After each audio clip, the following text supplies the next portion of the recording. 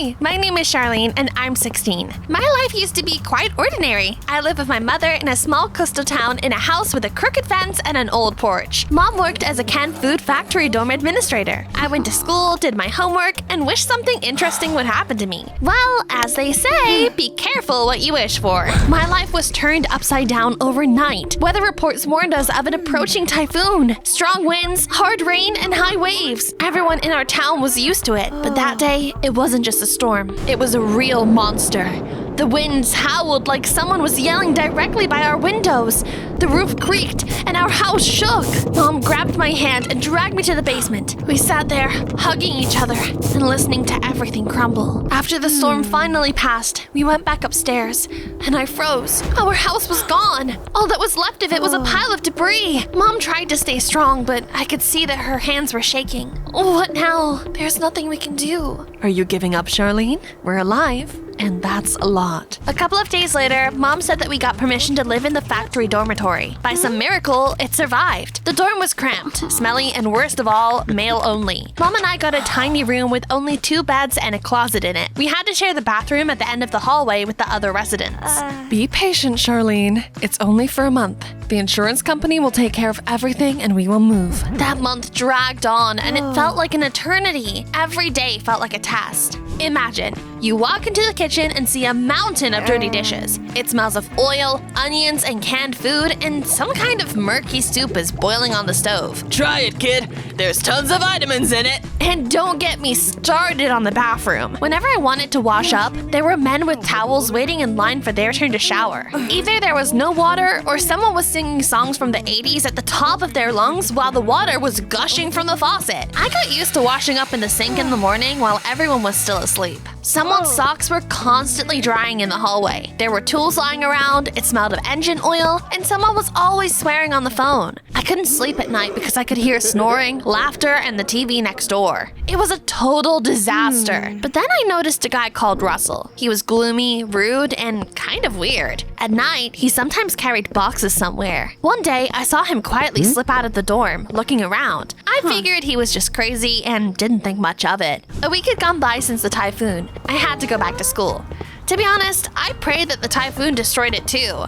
Subscribe to the channel and like this video if you've ever dreamed about your school being washed off the face of the earth and canceled. But no, the building was as good as new. Even the windows were intact. As I walked down the hallway, I was almost immediately spotted by Steven, the biggest jerk in school. Hey everyone, do you know where Charlene lives now? In a men's dormitory. Everyone burst out laughing. What a life! Are your legs hairy yet? I turned as red as a tomato and wanted to sink through the floor. They spent the whole day whispering and snickering behind my back. I was in a terrible mood when I came back to the dorm that evening. I wanted to lie down and forget all about that day, but I was in for disappointment. There was a party in the dorm. Music was blaring, someone was frying meat, and some of the men were dancing.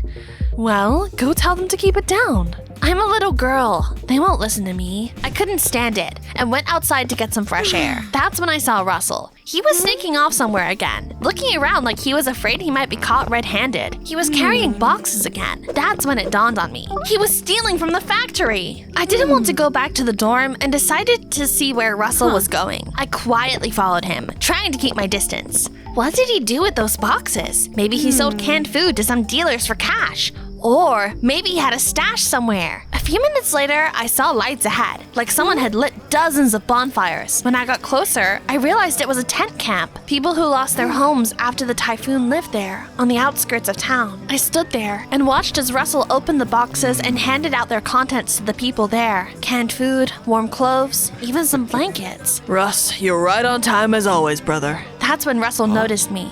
I froze like a mouse, but it was too late. Oh, you're the dorm administrator's daughter, aren't you? I was just passing by. Since you're here, can you help? Before he even said anything, he handed me a pack of canned food and pointed at an elderly woman, and I went to her. I distributed the food, helped start a fire, and served tea. People thanked and smiled at me. At that moment, I suddenly felt like I was doing something real important. Why are you doing this? You're, well, stealing that canned food, aren't you? Yeah, I take it straight from the warehouse. There's so much in there that half of it goes bad, and those people are starving. But you could go to jail. It's still theft. Since our bosses don't want to help, someone has to. Those people lost everything. Their homes, their jobs, their hope. The factory acts like they don't exist. So, yeah, I'm stealing it, but for a good cause. But you're just one person. What change can you make? You can change anything if you really want to. One person is not nothing, Charlene. It is a start. Those words stuck in my head. When I came to school the next day, Stephen started to pick on me as usual. Look, guys, the queen of the men's dorm is back. Everyone laughed. I wanted to disappear, but then I heard a voice behind me. Hey, Stephen, shut up. I turned around and saw Joseph, a high schooler who always wore headphones and didn't talk much. A lot of people lost their homes. So what? Is that supposed to be embarrassing? It's better to live in a dorm than to be an idiot who laughs at others' misfortune. The crowd instantly quieted down. Stephen muttered something and left. Don't pay them any mind. Don't let people like him lead you astray. I just nodded, but his words, along with Russell's, stuck in my head. I came home, to the dorm, after school, and suddenly saw everything in a new light. The men living there that I couldn't stand in the past no longer seemed like stinky workers to me. I noticed that every evening, one of them called his son, who was studying at college. That man was saving up money to pay his son's tuition. Another man had taken in 3 cats after the storm. And one elderly man who grumbled all the time had lost his wife and now simply didn't know how to live alone. I suddenly realized that they were all living, breathing, kind people. Each one of them got hurt, but persevered. If they could do it, so could I. The next day, I took a rag and went to the kitchen. I cleaned the stove, wiped the tables, and washed the dishes. Then I helped make dinner. Oh, we have a little chef now. I smiled. It felt nice to hear. A few days went by, and then one evening, I saw Russell getting ready to leave with boxes again. Wait, I'll come with you. He was about to say something, but then 2 factory guards came from around the corner. Stop right there. Your heroics are over. I froze.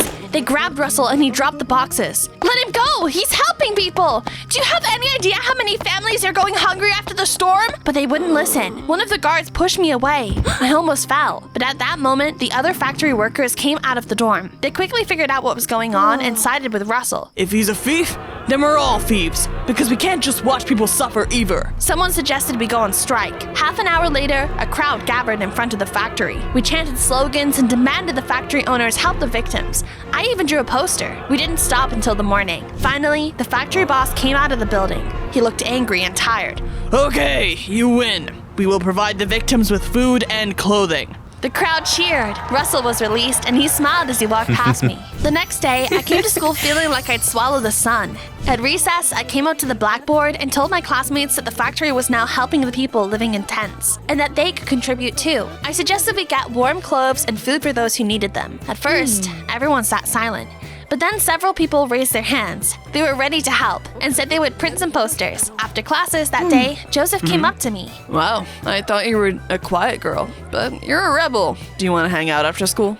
I wasn't expecting that, but I had already decided to be brave no matter what. Why not? Everything that had happened in the recent weeks changed me. I no longer felt like a quiet girl always complaining about her life. I knew that I could make a difference, even if it was a small one. That day, I returned to the dorm in a good mood, like the sun was shining just for me. When I opened the door to our tiny room, Mom was sitting on the bed and holding an envelope in her hands. Her eyes were shining. Charlene, we're moving into a new house tomorrow. The insurance company has finally come through. Can you believe it? I froze. A new house? That was all we dreamed about. But for some reason, instead of joy, I felt off. Like something was wrong. Tomorrow? So fast? Yes, they gave me the keys. I can't believe it's finally over. I realized that I didn't want to leave. The noisy dorm that smelled of oil and fish had become my home. I used to find the people living there disgusting, but now I knew their stories and worries. They were like family to me. That evening, when I came out into the hallway, a party was already in full swing. The workers were frying meat, someone turned on a speaker, and everyone was singing along. Hey, our little chef is here! Someone handed me a plastic cup with soda, and before I knew it, I was having fun with them. It was so warm and fun that I wanted the night to never end. At some point, Russell found me. Thank you, Charlene. If it hadn't been for you, things wouldn't have worked out. Come on, you started it all. But you believed in the cause. That's more important. You'll go far in life. Don't doubt yourself. I didn't know what to say. I just nodded and suddenly felt tears sting my eyes. I didn't feel sad exactly. It's just that a part of my life was coming to an end. And I was a little upset, but also grateful. The next morning, Mom and I packed up and headed to our new house. On the way there, I imagined a white fence, a neat lawn, and maybe even a swing in the yard. But when we arrived, my jaw dropped. What we saw was a crooked, shabby, dilapidated house. The roof was askew, the windows were broken, and there was a rusty plate with a house number hanging on the door. This is a joke, right? No, this is the right address. It was even worse inside. Dampness, mold, holes in the floor, cockroaches on the walls. Mom immediately went to the insurance company and demanded an explanation. But when she returned, I understood everything without words. They said there were no other houses.